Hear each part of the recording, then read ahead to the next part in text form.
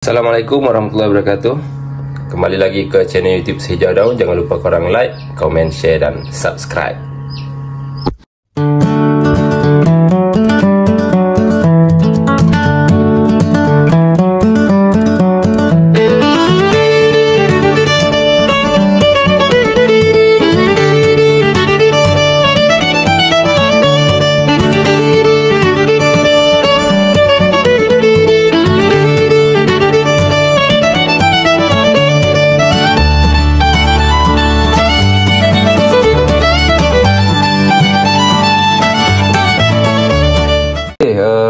Permulaan video kali kedua masih lagi di dalam store rumah. Terpanggil untuk buat bermula di dalam store sebabnya masih ada orang kata apa, bunyi anak ayam yang dah menetas lah. Ada lebih kurang dalam 4 ekor. Ni kesinambungan daripada yang video itu hari. Video sebelum ni lah. Okey, ni anak ayam yang sebelum ni. Saya dah pindahkan dekat sini lah, dekat depan brooder ni. Sebenarnya lantai depan ni tu dia kena lapik. Tapi masa nak pergi sekolah tu rushing sebab terlupa yang ayam ni dah 2 hari dah lebih dah duduk dalam incubator. Jadi nak cepat punya pasal, saya tak tanpa alas. Nanti petang-petang sikit kejap-kejap lagi mungkin kita akan letaklah kot alas kertas ataupun guni. Biasa saya letak guni dalam ni, senang. Okey, untuk hari ni tahu tu guys, biar awak guys. Besar tak? Besar tu guys. Besar. Mesti dah tapau dah telur-telur ayam dekat reban tu. Itulah tu yang tak syok tu. Kalau kita tak tengok dalam satu hari tu mesti ada monyet biawak. Tu yang hilang biasa telur ayam. Kadang-kadang bersepah telur ayam dekat kawasan reban. Tu yang kita tak tahan. Okey, untuk hari ni saya nak buat sikit konten berkenaan dengan cara-cara untuk menternak ayam lah. Okey.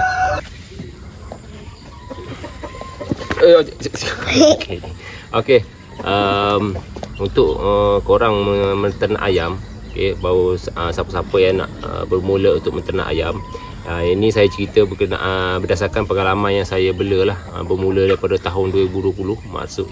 Maksudnya sekarang dah 2025, maksudnya dah 5 tahun lah, lebih kurang 4 tahun lebih lah menternak ayam ni. Bermula daripada buat inkubator, macam-macam lah, buat inkubator sendiri. Inkubator tu tempat penetasan telur. Lepas tu buat reban sendiri. Okey, saya ni memang tak ada pengalaman langsung dalam seni menukang ni. Seni menukang kayu, seni menukang besi, dia buat apa benda-benda bagai lah. Tak ada pengalaman. Sebelum ni memang tak ada pengalaman. Tapi kita buat tu berdasarkan video-video yang kita cari dalam YouTube lah. Maksudnya kita belajar buat sendiri secara praktikal. Untuk korang yang nak mula berternak, saya explain berdasarkan pengalaman saya lah. Okey, yang pertama sekali, siapa-siapa yang nak mula berternak ni, tentulah kena ada ayam. Okey, ayam pula dia banyak jenis, dah banyak kategori, dah banyak fungsi juga. Korang nak membeli ayam apa? Kalau ayam kampung, kalau memang betul-betul minat ayam kampung, beli ayam kampung. Kalau ayam hutan, beli ayam hutan. Tapi dia punya production mungkin sedikit perlahan lah. Sebabnya ayam kampung ni tempoh matang dia bukan sebulan ataupun 2 bulan lah. Tempoh matang dia untuk dia tuai. Kalau untuk pedaging lah, untuk pedaging dia mengambil masa lebih kurang dalam 3 ke 4 bulan untuk dia tuai. Untuk jualan daging lah, untuk ayam kampung, sebab dia lambat sikit. Sama juga dari segi bertelur. Kalau kita nak production telur, lebih baik kita pilih ayam telur. Okey, macam yang dah terkenal dekat Malaysia sekarang ni, yang bakar ekspor daripada luar negara, bukan daripada tempatan lah. Maknanya macam contoh Rhode Island Red, ayam BPR, Leghorn, Light Saset, macam-macam lah. Jenis saset pun banyak, jenis Rhode Island pun banyak, jenis jenis Leghorn pun banyak. Dia banyak sebab dia banyak color, dia banyak jenis. Okey, jadi bergantung pada korang nak bela apa. Jadi yang pertama sekali untuk mula menternak ni mesti kena ada ayam lah. Okey, sekurang-kurangnya kita ada sepasang. Okey, sepasang dulu yang dah matang ataupun yang dah dewasa. Tapi kalau ambil daripada anak pun tak ada masalah juga. Barulah korang boleh belajar cara nak membela bermula daripada tempoh DOC. Okey, day old chicken kan, DOC. Usia seminggu hinggalah matang, hingga boleh dia boleh dipasangkan lah. Maksudnya boleh untuk production telur, untuk dikembangbiakkan. Okey, yang kedua tentulah kita kena sediakan tempat untuk ayam. Okey, sekurang-kurangnya kalau tak ada tempat, sekurang-kurangnya ada satu reban yang boleh yang dua fungsi lah, macam-macam multifunction lah. Macam contoh dalam reban yang besar tu dia ada tempat untuk simpan anak ayam, tempat untuk pembesaran. Maksudnya jaring yang dalam reban tu dia tidak terlalu halus. Kalau macam contoh tempat untuk anak ayam, dia jaring dia halus sikit untuk mengelakkan tikus masuk, pemangsa masuk lah. Lepas tu bila dah besar, dah matang, baru kita boleh lepas dalam reban tu juga. Sekurang-kurangnya ada satu reban. Tapi kalau macam contoh bila dah okey sikit, ada macam-macam idea yang keluar yang dapat diolah melalui beternak yang secara sedikit tu, macam-macam reban lah yang akan keluar nanti. Ada yang 2 tingkat, ada yang bilik-bilik macam ni, ada yang daripada buluh pun macam-macam. Okey, maksudnya perkara yang kedua yang kena ada reban lah. Paling common pun kalau kita nak beternak ayam, tanpa orang kata apa, tanpa kita biarkan sendiri. Macam contoh kita beli anak ayam, lepas tu bila dah sampai tempoh matang kita jual, lepas tu kita beli anak ayam lagi. Kalau nak macam tu paling senang kita buat pagar sajalah. Buat pagar untuk mengelakkan daripada pemangsa saja. Maknanya pagar tinggi lah. Itu saja reban untuk ayah. Ataupun dalam pagar tu kita buat sikit lah tempat berteduh untuk ayah-ayah berteduh. Ataupun tempat-tempat ayam bertinggi, macam tu lah contoh. Ataupun ada pokok di kawasan tu, pagar yang mengelilingi pokok, macam tu.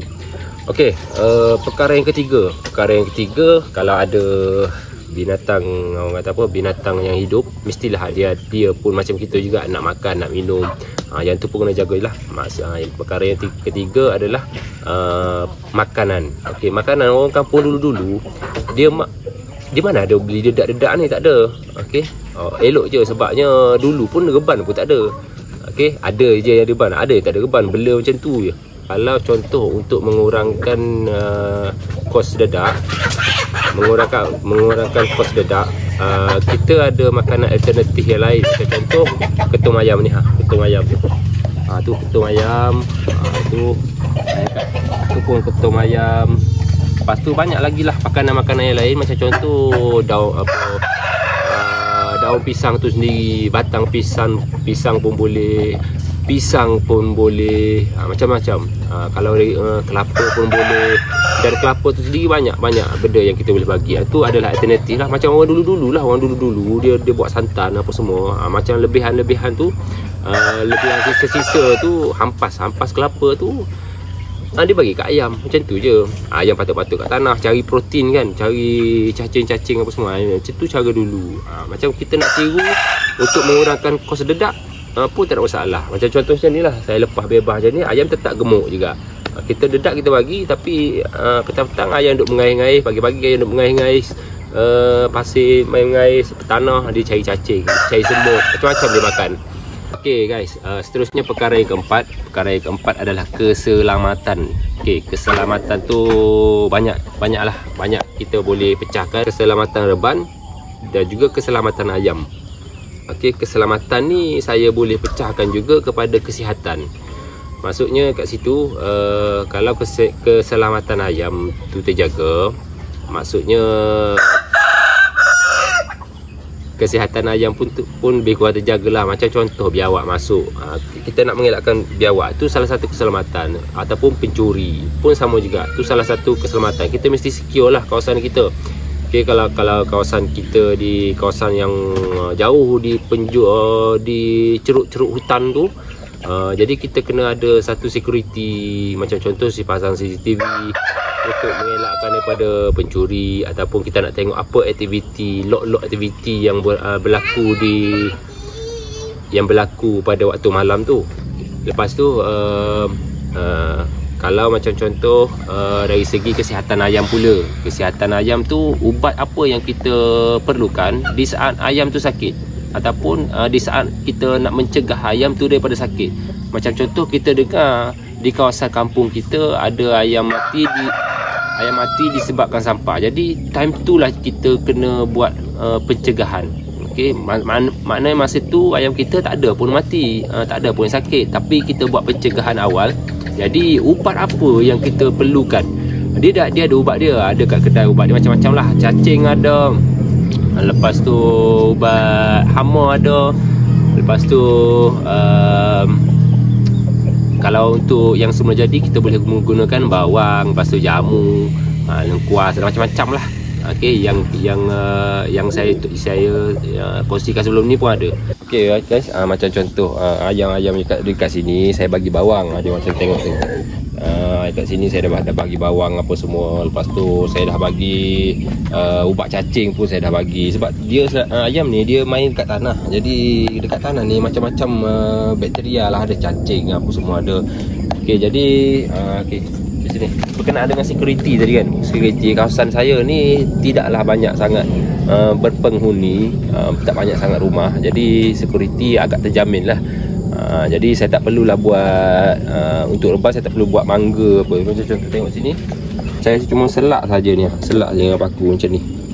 Selak je dengan paku. Ni buka, boleh buat, boleh buka. Okey, macam contoh macam ni lah cara dia. Okey, yang ni pun sama juga, ada selak. Ni pun sama, ada selak juga. Ni guna paku juga, sama juga guna paku. Macam ni. Perkara yang terakhir adalah kebersihan. Kebersihan tu wajib lah. Dalam Islam pun kita dituntut kebersihan. Okay, wajib menjaganya. Sama juga ayam, takkanlah dalam Islam kita diajar untuk menjaga kebersihan, tapi bila kita menternak ayam, kebersihan tak jaga. Macam kampung-kampung biasalah, kalau tempat-tempat bersepah ni biasa, itu biasa. Okey, tapi untuk memastikan kesihatan ayam pun terjamin, kebersihan tu mestilah diutamakan. Macam mana kita nak pastikan kebersihan tanpa berpenyakit? Pastikan satu sahaja, kawasan sentiasa kering. Macam contoh lantai yang sekarang ni basah, agak basah. Sebabnya tadi beberapa hujan. Jadi dia possible lah basah kan. Okey. Tapi kalau waktu panas pun dia orang kata berair, masih tetap juga masih berair, masih berbau. Itu maksudnya kebersihan tidak dijagalah.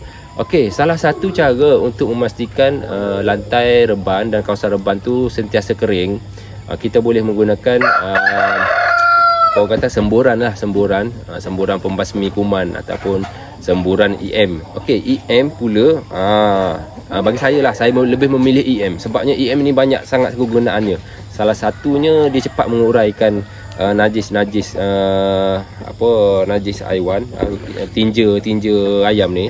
Dia cepat terurai. Jadi bila dia cepat terurai, dia kering, dia cepat terurai, dia akan automatik dia akan jadi salah satu bahan dalam baja, orang kata baja organik. Jadi tanah dekat kawasan tu sangat subur lah. Okay, macam contoh kita tengok ni pokok ni. Okey, pokok ni guys, ni pokok cempedak. Jadi kawasan dekat bawah tu, sebab sini ayam bertenggik, jadi kawasan dekat bawah tu penuh dengan tinja-tinja ayam. Jadi pokok ni dia membesar dengan subur. Tak adalah orang kata pokok ni terbantuk, tak ada.